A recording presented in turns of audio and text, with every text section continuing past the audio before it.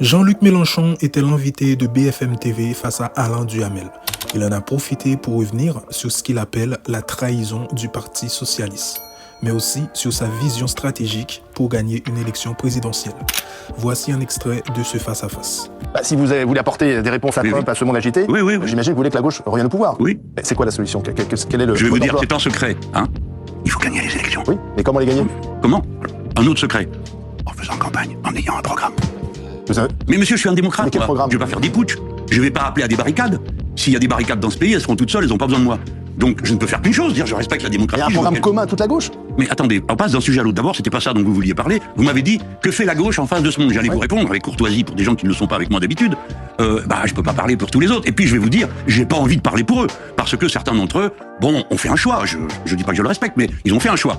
À 5 occasions de suite, ils ont refusé de voter la censure parce qu'ils avaient un arrangement de nuit passé avec M. Bayrou. Bon, là, vous parlez des socialistes, pour que ça soit bien clair. Jamais les nommé, mais encore une fois, c'est vous qui faites le boulot, là. Et François Hollande dit que ça ne sert à rien de censurer, puisque si c'est pas François Bayrou, ça sera M. Lecornu ou un autre. Voilà, ça pourrait être moi, par exemple, parce que je vous rappelle quand même qu'on est arrivé en tête. Vous pensez qu'Emmanuel Macron pourrait vous nommer? Mais attendez, non, on va pas tourner à la guignolade. Notre entretien, je suis venu là parce que c'est M. Duhamel et que c'est sérieux. Alors, donc, c'est quoi votre question? Que fait la gauche? Je ne sais pas, elle ne fait, je peux vous répondre, rien.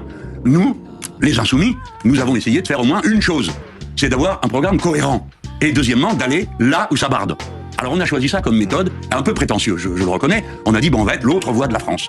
Alors me voilà, sur les routes et d'autres. Aujourd'hui, vous avez Manon Aubry et Mathilde Panot qui sont en Pologne avec des pilules pro-avortement. Moi, je suis allé au Canada menacé d'invasion par le voisin. J'ai fait un discours en anglais pour dire, on t'a dit que c'était non, va te faire voir, à Monsieur Trump. Je suis allé au Mexique, je suis allé en Arménie, je suis allé au Liban, à chaque fois pour porter le même message. On peut faire autrement. On est en train de perdre notre temps, parce que notre temps devrait être consacré à vaincre les conséquences de la crise climatique, et au lieu de ça, on fait la guerre commerciale, la guerre des frontières, on perd notre temps. Voilà. Et il y a un programme à voir. Est-ce que nous, Français, on peut dire « vous êtes que 69 millions, alors ça compte pas ». Si, ça compte. D'abord parce qu'on nous écoute. Et les gens ne nous connaissent pas trop, donc ils continuent à rêver d'une France qui, hélas, n'existe pas tant que ça. Donc, ils attendent quelque chose. Et on peut dire des propositions. Pour l'instant, il n'y en a pas. Choisissez l'alignement. Vous êtes avec M. Xi Jinping, ou avec M. Poutine, ou avec M. Trump. Et des gens qui veulent être avec derrière personne, comme nous, Français, qui sont des têtes dures. Comme nous l'a enseigné De Gaulle, on sait qu'on peut. Bon, même à ceux qui sont pas gaullistes, ils ont compris ça, c'est mon cas. Bon, alors, premièrement, être non aligné. Deuxièmement, je termine là-dessus, il faut faire des propositions qui soient celles du 21e siècle. Une stratégie non alignée, altermondialiste. Faisons des choses sur des causes communes. Exemple, l'eau.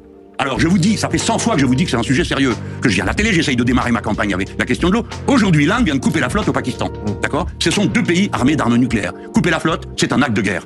Vous voyez bien que les grandes causes de l'humanité vont devenir des causes purement et simplement nationales et violentes. Il faut donc voilà ce que, en tout cas, moi je porte pour le moment. Je suis très fier que mes camarades aient accepté de faire comme ça. Ils y vont tous avec beaucoup de dévouement et de bravoure.